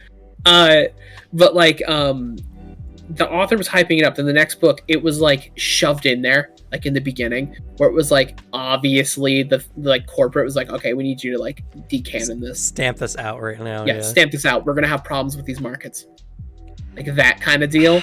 And a lot of people are upset. I'm pretty sure they issued an apology and might be changing it, which I fucking hope they do. It should have happened in the first place. Like, right. They're two good characters. Like, I remember I liked the Red Planeswalker girl. I really liked her like a lot. She was super cool when I was into Magic. Also red player, so you know I'm into that. Yeah. You strike me as a red player. I'm a red-green man. So Perfect. like, yeah, I just want to throw big things at people. It's funny. But yeah, no, yeah, see, like, it sucks. Yeah, and I hate that. I can't wait until we're in a world where people can just write and do stuff and no one fucking cares about it. Like, for real. Why are all these super, like, draconian people still running these companies like this? For real. Like, so dumb. I hope it changes by the time, like, our generations are getting into the seats of power, you know. I would really like to be able to make strides in that field. If I really could, like a hope of mine is I get to the point of, like, for example, I think it's the Tarantino level of that kind of cred where he directly is able to say no to outside influence changing his message for like to censor it. Like he I know China got upset at him because he had some like representation in there, and also, you know, kind of showed Bruce Lee in a bad light, using like set on set like accounts of him, and his movie's banned in China, but he got a fuck ton of money from them because he's Tarantino. Yeah, I would like to be able to have the streak, the clout, where I could have that representation, be told no, and then be told them to go fuck off, and I'll do it anyways. Yeah, for real. Like, I don't think I could ever work in a system where if I wanted to, like, for the new game I'm making, if a publisher was like, hey, we'd love to publish your thing, but you have this in your book, I'll be like, fuck it. I'll go down to Staples. I'll print one book at a time. Fuck yeah, I'll do what I want. Like, I don't think I could be in an industry where I couldn't make good characters because it fucks with someone's sensibilities. You know really what I mean? Yeah, as long as it's not like, you know, there's the caveat, because internet, there's no nuance anywhere. As long as it's not like, you know, an actual racist caricature, and that's the thing they're complaining about, obviously. If someone's upset that a gay character is gay because it won't, like, and because they won't sell in certain markets, fuck them. Yeah. Oh, yeah. You mean a racist representation of a? Yeah. Because it's if the internet gives you no leeway. It's my favorite tweet of people on Twitter will just be like oh, you like pancakes, so you must hate waffles. Like, no, that's a whole new sentence. I didn't say that. That's right. That's what it is. I get what you mean. Walk in front of those. Yeah. Well, why I'm here. I mean, the intent is we want everyone to be represented well. We don't support any kind of prejudices or whatsoever. And any interpretations of such Yeah. are purely based on an individual's view on what our values may or may not be. Some characters might like Catherine, and that's fine. I dislike the writing of the character and the style and decisions made around the character. I don't have any opinions about what they are, orientation wise. That has no bearance on whether I like the character or not. Very much so, it does not. I don't like cheap characters. Period. Even if it's representation, people who deserve representation deserve better. True. In most markets. Honestly. And I will say, if another posterity statement, if I catch any of y'all fuckers acting like a piece of shit and a bigot in either our Discord or any of our chats, you're banned without a second thought. Fuck you. We had someone who I would have banned them. I would have immediately banned them if I had my phone. Like there would have been there would have been a mod log with "lol get fucked idiot" like in the mod comment. Like there would have been like no hesitation. I step away from my phone for like an hour. I know. I was asleep, and I woke up to a garbage fire in the Discord. Yeah, I would have hit that for you if. It's all good.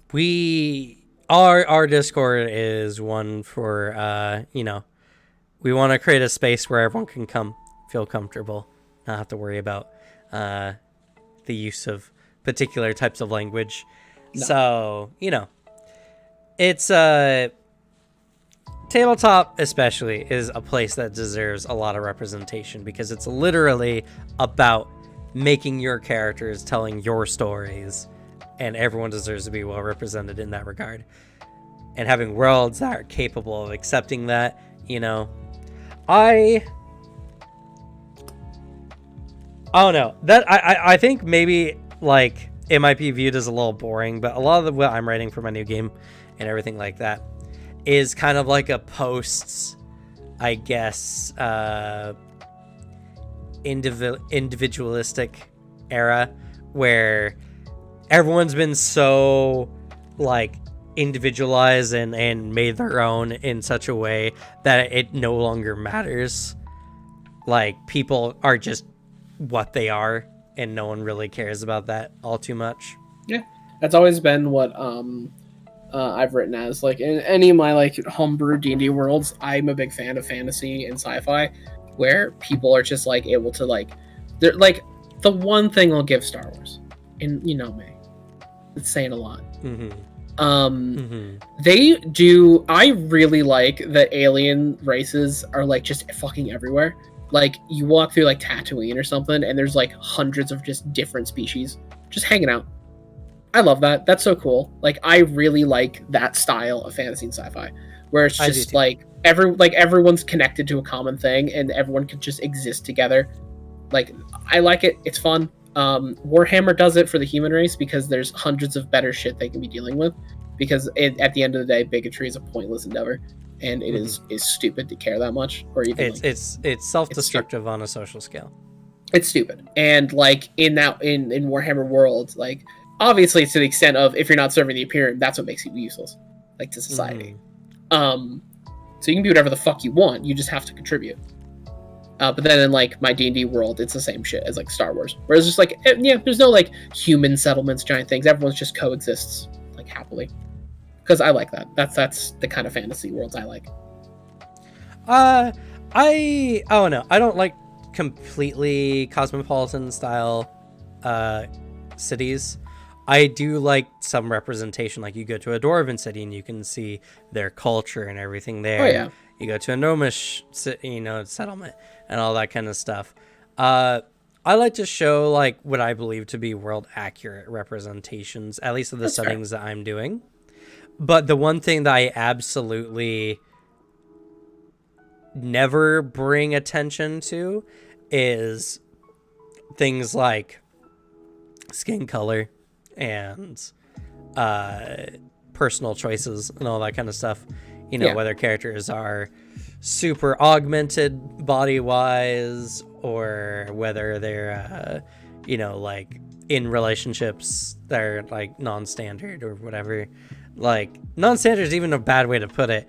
Honestly, People are in relationships, period. It doesn't matter with whom or how, you know. I never bring that up. Characters come in. If I get an interesting idea for a character or a really good image, I describe them. I have a wide range of characters. Honestly, like some of the funnest characters have even been like coincidentally characters who are not like white or cisgendered or whatever. Like Kitswana was a really fun one. Oh, Kitswana's great. Love that man. He was great. And Big Don was great, and Brinsu's father was interesting. And there's like all kinds of characters like that. And like it's like, and don't be afraid. You don't like all the characters I make for myself are always like white redheaded people, you know. That's my aesthetic personally, but that's just what I like to play personally, and it doesn't that doesn't affect the representation of people in my worlds and games I play. Yeah, it'd be weird if we play through Anima and every single Anima character just looked like you. Everyone's just me. It's just me in different outfits wearing different types of makeup. That really would be funny. fucking hilarious. Oh my god, imagine a one shot where it is essentially a one-man play, but on like a DM scale where they're like, why is every single person in like this town the same guy? That would be hilarious. It's actually really fun. Like almost like a glitch in the Matrix story, but for D&D. Yeah, that'd be really good. That'd be a good time. And I will say, like, at least for my worlds, yeah, I don't do that in the slightest. I'm a big fan of culture coming about from environmental factors and all that. So a lot of the stuff in my world were like, yeah, they're all like, all the fantasy races just live together happily, and like the culture comes from the fact of just the location they are and like how that affects just a person's culture, because it's never been something I've been overly interested in. But it's the kind of thing of like, I don't know, I'm not going to judge you. Like I like your world. Everyone's got different tastes when it comes to writing. I like the Star Wars method because I think it is my favorite way to handle it. But granted, there's like hundreds of ways you can do it just fine. Yeah, everyone's got their different tastes. Yeah, and you know, I think there's nothing bad about addressing and combating negative aspects of society in your works as well. No, I think if you're fighting like a group of people who are very xenophobic, for instance, that's not a bad thing. I think having enemies that are inherently like xenophobic and whatever are also like a good thing, because you have to show in your works negative traits being represented in a poor way, because otherwise it's like you're saying, oh, it's okay to be like a neo-Nazi or whatever, right? Because it's just a way of life for some people. And it's like, no, it's not okay. That's actually specifically not okay. Yeah, and they're the villains because fuck them. Right, exactly. And, you know, and that's how it should be. That negative things aren't bad when they're designs to be the obstacle that's overcome.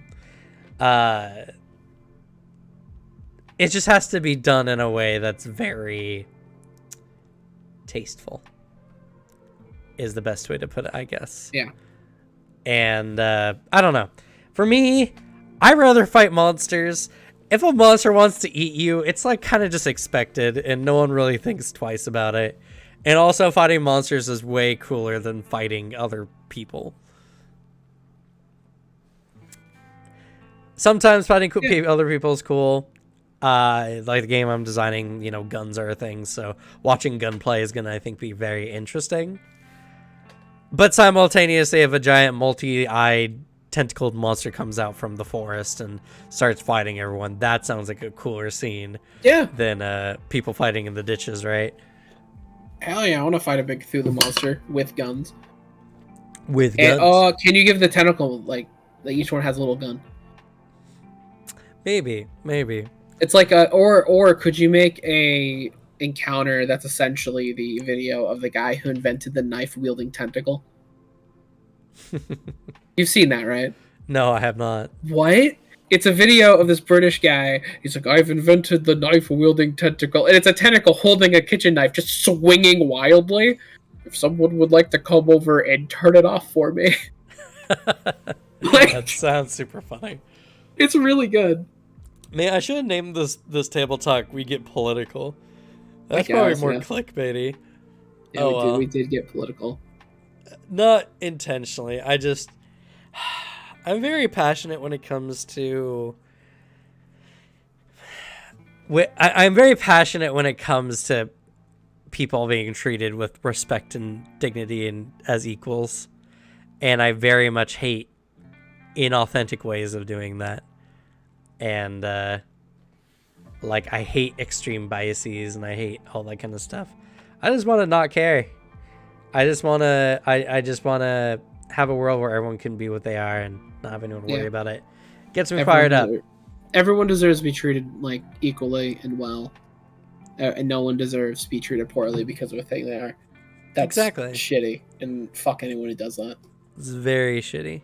Zero sympathy for any of them. I can't help myself, but I think we talked about the Paizo thing, and honestly, we talked a lot about what makes Paizo good, which is they're not afraid to let everyone come and play their game. I think that's the moral we can take from this story. They want D&D players to play their games. They want people of all ethnicities, sexualities, all that kind of stuff, genders, to play their game. They're a company that's really looking out for you. And I'm not saying that some of the writers for Wizards of the Coast aren't trying to do that as well, but Hasbro, Wizards of the Coast, in a company that's very child-facing on a lot of its fronts, they are unfortunately very much bound to traditional kind of representations, unfortunately. And that's very sad, and it's very sad that there's a lot of people out there who don't think their kids can handle the realities of the world in that regard. But in reality, kids don't fucking care. They're taught to care and taught to not like that stuff. When, in reality, me as a child, learning that gay people exist, I'm like, oh, okay. Right, yeah, it has no bearance whatsoever. Yeah, literally when I learned that was a thing, I was like, oh, that makes sense. I don't see why they wouldn't. Remember, a conversation came up at Adventures League, and I didn't bring it up. I never bring these conversations up. They just come to me. I can't help myself. But someone's just like, they want us to teach sex ed to our kids in, grade school or whatever. Yeah. And I'm like, yeah, that's great. Then they don't grow up not knowing things about their body they should. Because, trust me, doing that when they're already hitting puberty is kind of not a good move, in my opinion. Nope. I was taught sex ed in 5th grade. I was taught sex ed in 7th grade. Yeah, I'm really happy that Washington teaches it early in the way they are. Also because it's not abstinence only education. It was very good to learn that stuff when I did, and and I learned early enough. I learned how to be safe, have safe sex. I learned about that stuff before it hit me, so I knew what to expect. I knew what to expect for puberty. It was all around a good idea. I only gained knowledge and actual safe habits from it. It's very weird when people get upset about it, because it feels like everyone who says it is no, we should teach our kids. Are you going to teach your kids that? No. Yeah, right. The guy I was talking to eventually, he's like, no, I don't want my daughter learning about that. It's like, why? It's like, because she doesn't need to know about that kind of stuff yet. It's just like, why? Do these people legitimately think learning this kind of stuff just instantly turns on a switch and makes their kids into deviants or something like that? No. Is that what happened to them? Kids maybe it did happen to them because they were already 17 and they're like, oh, this is what it's about.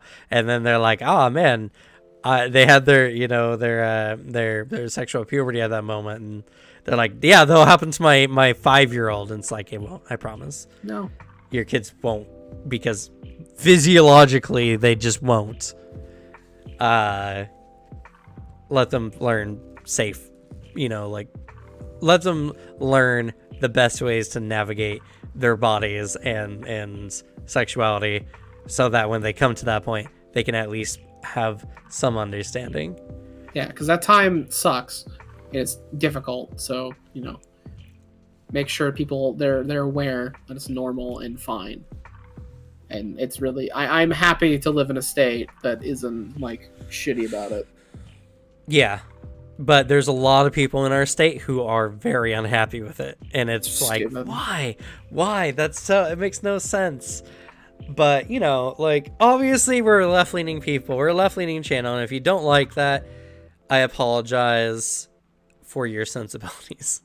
Because it's not that I don't see the value in some traditional viewpoints, it's that a lot of stuff, the suffering is the point. I'm convinced that's part of the reason. Right. Like, I believe it's like these kids can't have it better than we did. Like, fuck them. I don't think so. I think it's just brainwashing. Also, probably the lead poisoning. The lead poisoning as well. No, like, a lot of it is just kind of like these weird ideas that, like, it's so bizarre. It's like these people talk about these things, like smoking pot's gonna make you do all kinds of crazy drugs. It's just like, no. A lot of pot smokers I know only smoke pot, and then you know what? A lot of them stop because it becomes too expensive. Legitimately, you're right. You're speaking to a guy who like smokes pot. I won't say like fucking all the time. I do it because I have really horrible anxiety, and it helps me forget that I have anxiety. And I'm not gonna fucking transition to something harder. No, weed's expensive enough.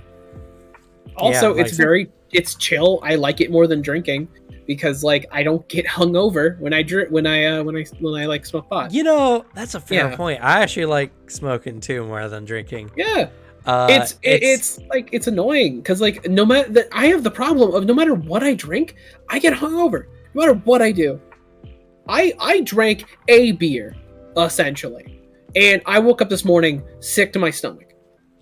Doesn't matter what the fuck I do, how much I drink, I get hungover. So I'll just smoke weed. I don't have that problem, but when I smoke weed, which I haven't done a lot, I did actually I've only done it like twice, I think. Fair.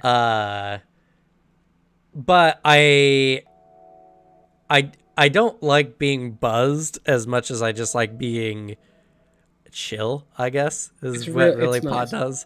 It just it's just like puts a blanket on your brain, is how I like to put it. It's just like, now I can just sit here and just veg out. So genuinely, another thing I really like is I have a really hard time doing one thing, just doing a thing.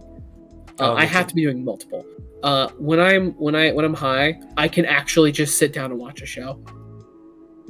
Like I can't do that. I can't do that normally. I will get like too jittery. I'll get too like anxious. I'll get too like I need to be doing something else.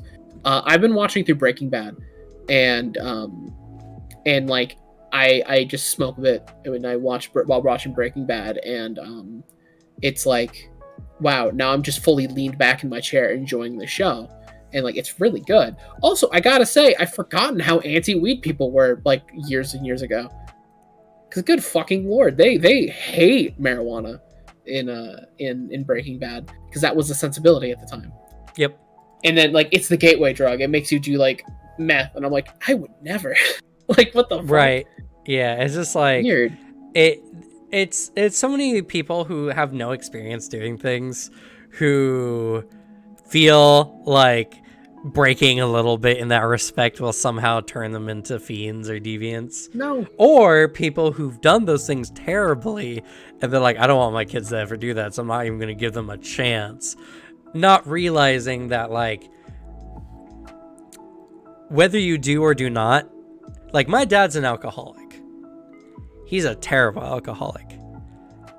I hold my liquor really well, and I don't have any like need or desire to drink that often. Yeah, I mean, we have the luxury, I guess, of not having addicted personalities. Yeah, and some people do, but whether they learn about it or not does not change the fact that it could happen to them, and there's no way to it's like prohibition. Prohibition was literally the worst thing you could do. It increased crime by such a high degree, and it's all based on the idea that if we don't give it to them, no one will do it, and that just doesn't work. You just make the methods of getting it more dangerous and expensive. Meanwhile, now that's legal in general, and I do hope it's legalized federally. I hope. I can just hop down to a really nice weed store in town. Yeah, where all the people there are fucking great. They're you know super what nice. happened? You didn't go and start doing fucking meth or anything like that, like they thought would happen. No, most I have a people little pen. didn't actually. I have a little pen on my desk, and to be fair, after I finish up writing all these fucking emails and phone calls, I'm probably gonna get high tonight. Like, I'm probably going to. We'll see. It depends on how productive I need to be.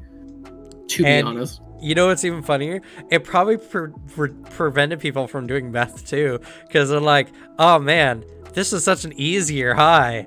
I don't have to do all this weird shit to do it. I can just go and buy this at the store." It's like, it's way more preventive than anyone thinks, just to let people do what they want to do. And it also helps to have institutions built around drug addiction and mental health and all that kind of stuff. I believe that you should there's some European countries that do it really, really well, of their hospitals where it's completely legal to do it inside, but they're designed to help people like get off of it. It's because it's needed. We don't need to punish them, we need to help them. I think Sweden does that a lot, actually. I think so. They do it really well, which is actually also very funny. So Devin Fonzie Zombie has an amazing talent of messaging me the weirdest shit when I'm high. Because like we talk relatively often, but like he will send me something out of the blue, and it's always right when I get high or when in the middle of something and I'm fucked. And it's like I see some like question, I'm like, what the fuck is he saying? Or have to make me ponder some like philosophical bullshit when I'm in no state to do so. It is very strange. Because literally when we played Demio like a few nights ago, I was taking a hit right when he messaged me. Nice. I took a hit, I exhaled, and then I heard the blink, the blink, like Discord notification. Granted, then also I had to fucking frantically like deal with like 3 things at once. That's the other thing. It does take away my ability to multitask, which does hurt. Especially because I have to do a lot of multitasking for just general productivity's sake. Yeah, well, I'm not the kind of person who's going to say, yeah, smoke weed. It helps you in literally every situation. I know a guy who literally believes that weed is the miracle cure-all. He does it all the time. He's like, I can't have fun without it. And he just thinks that, like, one of the things, he's like, yeah, if we were in Mad Max, I would just go grow weed, and then I would just like trade people for food and all that kind of stuff. And like, you just need to grow weed. That's all you need. Like, it can help you. It can be like, that's dumb. That's the dumbest thing I've ever fucking heard. That's pretty stupid, actually. Also, just in the Mad Max universe, that's a fucking stupid idea. Because while you're out getting high, you're gonna get your ass raided. Because let's go beat up the high guy. He's not going to be like be present enough for us to like be a problem. Also, like, hey guys, you want to trade some of your water for this? What is it? Weed? Is it food? No, then get the fuck out. Right. Actually, give it here. We're taking it. Bang. We're taking it from you. Like that's how that would go. No. Yeah. It is a luxury item that people can do. And, like, no, it is not a cure-all. The only thing I'll say is, like, and the only thing that should be said is personal experience, like, beats out, because the science isn't there yet. In personal experience, I am less, like, anxious and nervous when I'm high. Which, to be fair, is my constant. So I like it because of that. There's also, like, stuff about THC and how it can reduce, like, the progression of cancer and all that kind of stuff. Yeah, there is. So It needs to be federally legalized before we can actually go all in on studies like that, because right now it's really hard to, because it's illegal. Yeah. Which I really hope that we're able to study it and figure out all the ways that it can actually help people, because there are ways. I agree. Granted, the other thing is smoke responsibly, please, like, if you're going to. And God, those old PSAs are so funny. Like the ones where they're like, yeah, you're going to be a layabout that doesn't work. No, I work all the time, but I treat it like the exact same shit my dad does with like his night beer. He's like, oh, I've had a long day, I'm going to drink some beer and watch football. Yeah, I do that, but I'm like, I'm going to watch like the Spawn show on HBO and get high. Yeah. And I think that's more or less what we're talking about in general is obviously negative behaviors are obviously negative, and behaviors that are like harmless to anyone else but the individual, like, because like, right, inhaling smoke's not good for you, drinking alcohol is not good for you. These are things that are inherently not good, but they're not bad either. You know, it's bad for your health, but not bad for anyone else. Just let people do what they want to do, you know, have fun the way they want to have fun. We have very inclusive community, and we are always going to advocate for people to do and say the things that they, you know, want to say, as long as it's not targeted and done with malicious intent. Oh yeah, as mod, I'm going to make sure, like, I will like, I'd rather die than let this community become like a shell. Yeah, like same. Become a horrible group of people. No, I'll destroy the Discord before I let it become ruined. Exactly. I would, if it just became a racist hangout spot, I would just like, I would immediately be like, let's just nuke it. Yeah. And you know, like, if you have more traditional views, we can come to some understanding on some things. But, you know, the biggest thing about freedom is to let people do things they want to do if it doesn't bother anyone else. So if it doesn't inherently bother you or like address you personally, don't worry about it. And I'll be less like diplomatic about it if it becomes a problem. That's fair. Well, you know, you gotta have your finger breakers, you know. Yeah.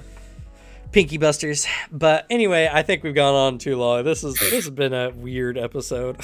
Very strange. At least now people won't have, if anyone wonders like what our political views are, we just direct them to this stream here, this podcast, and be like, here you go. Here's generally what we think. Yeah, we're very liberal and pro inclusion, pro like. Yeah. If you don't like it, just leave us alone. You don't have to be here. That's it.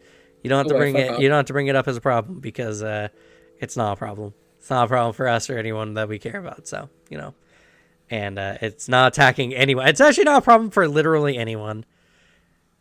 Like, that's it. It literally doesn't prevent anyone from doing the things they want to do. So, you know, yeah. Anyway, with that, I think we're gonna go ahead and end for today. Thank you all so much for being here. Thank you to Dead Phoenix, Fonzie Zombie, and Rexford for participating in the chat today. Definitely some interesting conversations. I love having you all here. Hopefully we'll be seeing you in our future streams. Also, I want to say, I am still recruiting. I haven't actually officially had anyone say that they're going to be participating in the one shot for Shadowrun yet. I've gotten nothing on that. So if you're interested, please DM me with your schedules. Let me know so we can get that underway. Otherwise, I'm just going to have to get my friends together and do it ourselves. So if you're interested in that, go ahead down to the Discord down below and join. I recruit there first, and I would hate to recruit anywhere else. If you're interested, let me know. All you gotta do is just send me your schedules when you're available. We're trying to do a session 0 sometime next week, and then the session or the one shot the week after. So if if you're interested, please let me know. But with that, we're gonna go ahead and say good night. Good night. Good night.